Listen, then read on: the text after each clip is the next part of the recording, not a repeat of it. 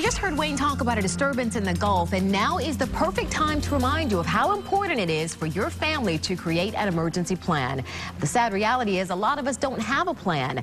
After the busy 2004 and 2005 hurricane seasons, the Division of Emergency Management found that Floridians need to be prepared, better prepared for disasters.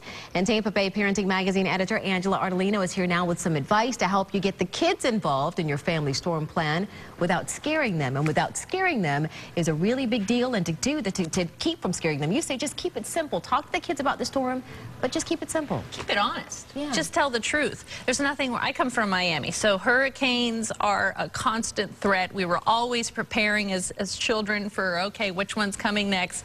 We got to move everything inside. We got to board up the windows. So moving here in Tampa, I was amazed at how, at ease everybody was when a hurricane was threatening. So I think it's very important for us to know to get the kids involved. Don't hide it from them. Don't lie to them about it. Don't tell them to not worry about it. If you don't share the information with them, then they'll feel uneasy. And God forbid something does really happen, that you have damage to the house or something scary happens, they're going to be scared to death because they have no idea what's going on. So it's really important for you to tell them what's going on. Let them track the storm. I mean, it's perfect. You've got your guide right here that they can follow Wayne or any of them and track it so that they feel like they're a part of it. They know what's going on, whether it's a threat, what they need to do. And then if it does become a threat, get them involved.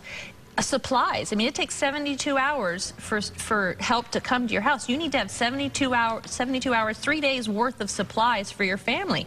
So have your kids make a list of what they need to do.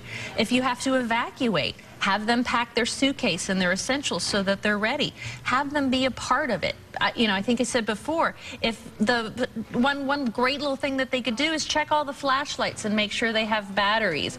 Check all the water jugs and fill them with water. These are things that kids can do and they feel like that they're helping, they're being a part of it. So is it just, I guess, empowering them and letting them know you can take control, you can take charge of this, and also to demystify the whole, ogre that's hurricanes, basically? Right. I mean, as adults, we all feel better when we know more information about something, and then it gets releases the fear or the stress or the anxiety. It's the same thing with children. So there's no need to, don't worry about it. Go to your room and watch TV. Well, they're going to be worried about it. They're watching you run around like a crazy person trying to get everything ready and prepared.